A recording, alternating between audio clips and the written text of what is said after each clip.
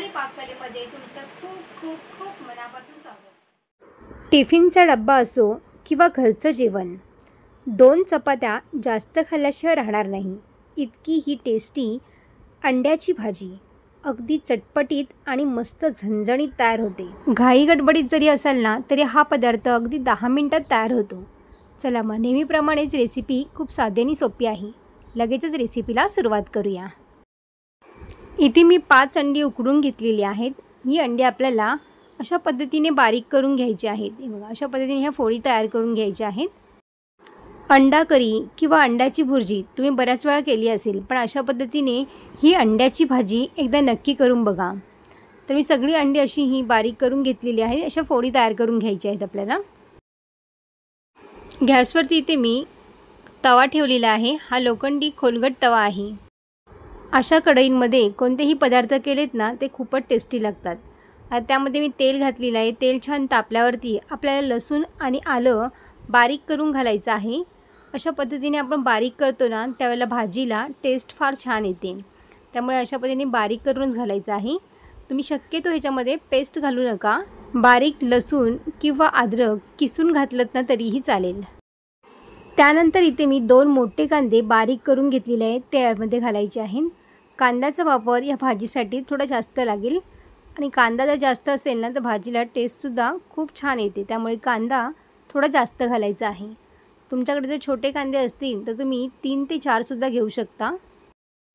कांद्याला हलका गुलाबी रंग येईपर्यंत परतून घ्यायचा आहे आणि त्यानंतर इथे मी एक टोमॅटो बारीक कट करून घातलेला आहे। तो सुद्धा आपल्याला तेलावरती छान परतून घ्यायचा आहे। टोमॅटो लवकर मऊ पडावा यासाठी इथे मी चवीनुसार मीठ घातलेलं आहे। हळद घालायची आपल्याला आणि त्याबरोबरच आपल्याला सगळं हे मिक्स करून घ्यायचं आहे, म्हणजे टोमॅटोसुद्धा आपला हा पटकन शिजला जाईल। त्यानंतर इथे मी 2 हिरव्या मिरच्या बारीक कट करून घेतलेल्या आहेत, त्या घालायच्या आहेत। कढीपत्ता घातलेला आहे आणि त्यानंतर इथे मी किसलेलं आलं घातलेलं आहे। किसलेलं आलं मी थोडं आधी घातलं होतं फोडणीमध्ये, उरलेलं आलं आपण आत्ता घातलेलं आहे। त्यामुळे सगळं पदार्थ हे छान मिक्स करून झालेले आहेत आपले। तुम्ही पाहू शकताय बघा, मस्त एकदम अशी ग्रेव्ही झालेली आहे बघा। सगळा कांदा आणि टोमॅटो छान नरम झालेला आहे। त्यानंतर आता आपल्याला ह्याच्यामध्ये काही मसाले घालायचे आहेत। मसाल्यांचा वापर इथे मी जास्त केलेला नाही आहे, फक्त आपल्याला लाल तिखट मसाला वापरलेला आहे। मसाल्यांचा वापर जरी आपण ह्या भाजीमध्ये कमी केला असेल ना तरी भाजी टेस्टीला फार छान होते, कारण की याच्यामध्ये आपण फ्रेश आलं लसूण घातलेले आहे। त्यामुळे या भाजीला टेस्ट मात्र अगदी अप्रतिम येते। खूपच छान लागते ही टेस्टी।